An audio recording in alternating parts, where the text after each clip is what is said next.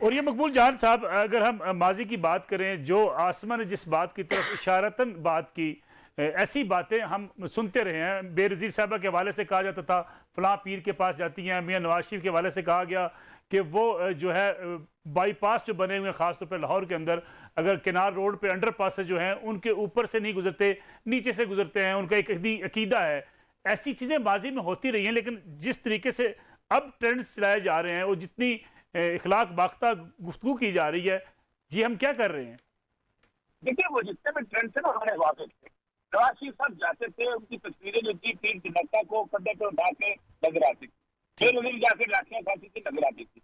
लेकिन कितनी गलाफत और बदतमीजी है कि आपको बिल्कुल नहीं पता कि प्राइम मिनिस्टर की और उनकी बीवी के आपस के तल्लुकात की है, क्या आप चाहती हैं, और फिर आप घर के अंदर घुसता बकवास करते हैं। तो इससे मैंने तो आप जिंदगी में इससे तबसरा करना बहुत, मैंने आज तक नहीं किया। आपके प्रोग्राम में आए पल दबाव तबसरा करना। और फिर सबसे बड़ी बात यह है कि कारण जो है, ये तो ड्रामा नहीं होता, ये तो फैज अहमद साहब की नजर नहीं होती कि आप छुपा के भूल दुनिया में गुफ्तगू करते हैं। अब खुल के बोलो जो कुछ है। अब मसला समझ रहे कि पाकिस्तान के बच्चे बच्चे को आपने इमरान खान की जाती जिंदगी के अंदर घुसाया है, बच्चे बच्चे को हर सियासतदान ने घुसाया है, और हर बंदे की बीवी है, हर बंदे के अंदर एक आपके पास एक घर है, हर बंदे के अंदर एक औरत है मौजूदा घर के अंदर, लेकिन कोई गुफ्तगू नहीं करता।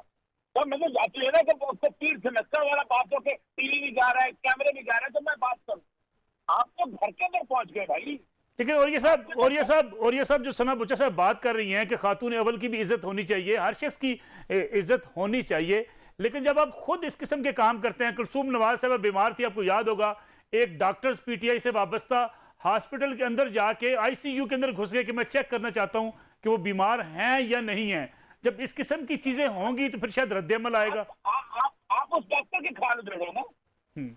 आप उस डॉक्टर की खाल दे रहे हो। कोई डॉक्टर क्यों गलत जाए बात करना?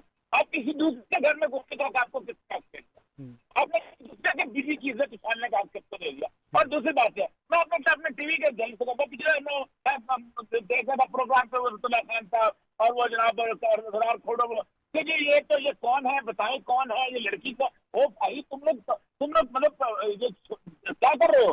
तुमको नहीं पता? तुम इतने भोले बच्चे हो, तुम्हें नहीं पता कि इस मुल्क में क्या गुफ्तगू हो रही है पूरे मुल्क के अंदर। और हर बंदा ये आपने जो है बात ही नहीं की। आपने ओ भाई, किसको पता है कि ये बात नहीं की? मतलब फर्क ये है कि हमने एक इशू था, एक सियासी लीडर ने उठाया, वो सबसे बड़ी जुर्म की बात है कि एक औरत ने एक औरत के खिलाफ उठाया, मुझे और तकलीफ होती है। उसके बगैर पब्लिक के अंदर जलसगाह के अंदर कह दिया। अब वो एक औरत है, वो इसके के साथ पर्दों में वो बिताई रहती है। आपका सिर्फ प्रचार बात है, बहुत सारे लोगों को बुरा लगता है, उसका मजबूत से बुरा लगता है, उसका ओढ़ना बिछोना ही बुरा लगता है। उन लोगों को और कोई रास्ता नहीं मिलता। मुझे कोई हमदर्दी नहीं है इमरान खान से उससे भी, लेकिन ये इशू है कि इस इशू के अंदर किसी को भी नहीं बोलना चाहिए था। ठीक है सना बुच्चा साहब, जो और ये सब बात कर रहे हैं कि हमें खामोशी इख्तियार करनी चाहिए, लेकिन पॉलिटिकल पार्टीज खुद बड़े फख्र के साथ ये ट्रेंड्स बनवाती हैं। और जिस किस्म की लैंग्वेज इस्तेमाल की गई, मैं शायद उसको दोहराना भी नहीं चाहता, वो खातून अव्वल के बारे में हो या आसमा शिराजी के बारे में हो या दीगर पॉलिटिकल वर्कर्स ख्वातीन के बारे में हो, माजी में भी होता रहा, आज भी हो रहा है।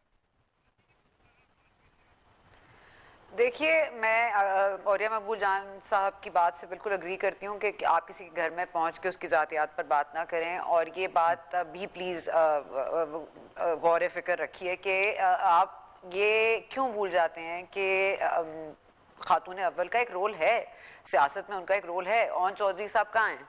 ओन चौधरी साहब को किसने हटवाया है? और मतलब जो इमरान खान साहब की ज़िंदगी की इन्फ्लुएंस है या जो उनके दोस्त अहबाब थे, अब उनके कौन हैं? तो कहने का मकसद ये है कि उनकी कोई ना कोई से तो है खान साहब की लाइफ में, और वो घरेलू औरत ज़रूर होंगी, लेकिन उनकी कोई ना कोई से तो है पॉलिटिक्स में भी और इमरान खान साहब की लाइफ में भी। और अगर वो उस पर मुतासर होती है और अगर उनकी कोई और बात मुतासर होती है तो उसको कहने में तो कोई आर नहीं है ना। मतलब 7 पर्दों में तो वो छुप के बैठ सकती है, मैं भी 7 पर्दों में छुप के बैठ सकती हूँ, लेकिन कहने का मकसद अगर मैं बात कर रही हूँ एज अ सहाफी और वो एक बात कर रही है एज अ खातून अव्वल, तो उसको भी तो एडमिट करें। फिर वो मतलब क्रिटिसिज्म से ऊपर कैसे हो सकती है? क्रिटिसिज्म तो किसी भी सूरत में आ सकता है, मुझ पर भी आ सकता है, किसी और पर भी आ सकता है, या तो वाकई उनका कोई रोल ही ना रहा होता किसी भी चीज में, तो समझ आती है कि ये बात गलत की आसमा ने, और आसमा ने बात गलत की है या सही की है उसको आप छोड़ दीजिए, उसका रद्द अमल गलत है। और मैं तो इसकी प्रेमिस बात की कर रही हूँ कि खातून अव्वल के ऊपर क्या कहा गया है, क्या ऐसा काट के दिया गया? वो एक नेक औरत हैं, वो एक उनका एक अकीदा है, मैं उनकी रिस्पेक्ट करती हूँ, उनके अकीदे की रिस्पेक्ट करती हूँ।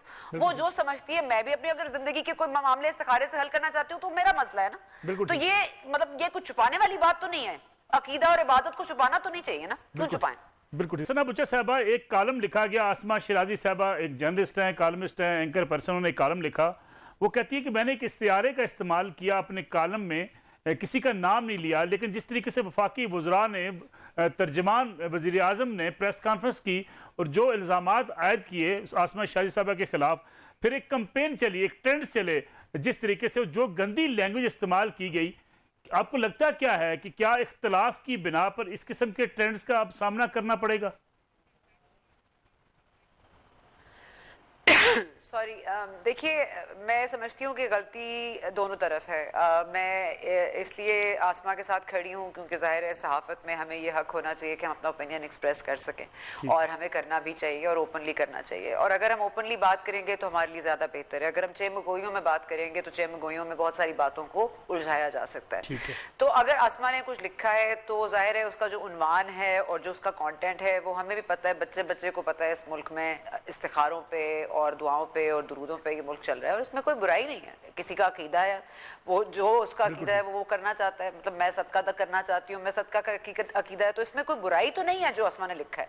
और इसमें आसमा को एडमिट भी कर लेना चाहिए कि वो क्या कहने की कोशिश करी थी। लेकिन यहाँ पर मसला ये नहीं है कि आसमा ने क्या लिखा है, ये पढ़ने से पहले, ये देखने से पहले, ये समझने से पहले कि आसमा ने क्या लिखा है या सना बुच्चा ने क्या कहा है या गरीदा फारूकी ने क्या क्या बात की है, उससे पहले हम अब जो बिल्कुल सो रहे होते हैं ना सारे इनके जो मिनिस्टर्स होते हैं, तर्जुमान होते हैं, वो अचानक से जागते हैं, उनको पता चलता है अच्छा जी इसको गालियां देना शुरू कर दो। वो ये बगैर देखे कि क्या कर रहे हैं, किसकी कमीज फाड़नी है, किसका दुपट्टा उतारना है, वो उस पर पहले चढ़ दौड़ते हैं। उसका रीजन उनको पता नहीं होता वो कर क्यों रहे हैं, क्योंकि यहाँ पर इस कदर कल्ट लाइक थिंकिंग है कि जो आपने कह दिया बस उसके ऊपर हम सर खम करें और हम वो काम शुरू कर दें। यहाँ एक बिल्कुल जैसे कल्ट्स होते हैं ना कि आप you don't question, you don't reason, cults don't reason with you, और आपको कोई कल्ट फॉलोइंग है यहाँ पे। और पीटीआई इसकी जिम्मेदार है और पार्टीज ने भी ये दस्तूर फॉलो करना शुरू कर दिया है। और मेरा नहीं ख्याल कि ये कोई भी महज़ब माशरे की कोई अच्छाई में आता है, नहीं होना चाहिए। और आप देखिए जो गाली दे रहा है ना वो कितनी तकलीफ में होगा, मतलब मैं गाली क्यों दूंगी किसी को, मैं तकलीफ में होंगी या मैं गुस्से में होंगी या मैं हेल्पलेस होंगी। तो मुझे लोगों पर तरस आता है, बेचारे जो गालियां देते हैं, जो ये ट्रेंड चलाते हैं, कि वो बेचारे कितने डेस्परेट है, उनको कितनी तकलीफ हुई है आसमा की बात से या मेरी बात से या किसी और की बात से। तो अगर तकलीफ की बुनियाद यह है कि देखिए खातून अव्वल बिल्कुल इज्जत के काबिल है, हम सब इज्जत के काबिल हैं, क्या खातून क्या मर्द क्या कोई, मतलब आप भी उतनी ही इज्जत रिस्पेक्ट अर्न करते हैं, मैं भी उतनी रिस्पेक्ट अर्न करती हूँ। मैं खातून हूँ इसलिए मेरे लिए कोई स्पेशल ट्रीटमेंट नहीं होनी चाहिए, लेकिन उतनी तो हो जितनी आपकी है। अब हामिद मीर साहब तो खातून नहीं है, क्या वो टीवी पे मौजूद हैं? क्या उनके खिलाफ नहीं हुई प्रोपेगेंडा? तो कहने का मकसद है कि ये ट्रेंड जो है ये तो हर किसी के खिलाफ मुखालफत पे चलेंगे। यहाँ पे इख्तिलाफ की गुंजाइश जब तक इस मुल्क में डंडा रहेगा, इस मुल्क में इख्तिलाफ भी रहेगा और इख्तिलाफ की जो जवाज है वो भी रहेगा, लेकिन इख्तिलाफ करने की इजाजत भी नहीं रहेगी।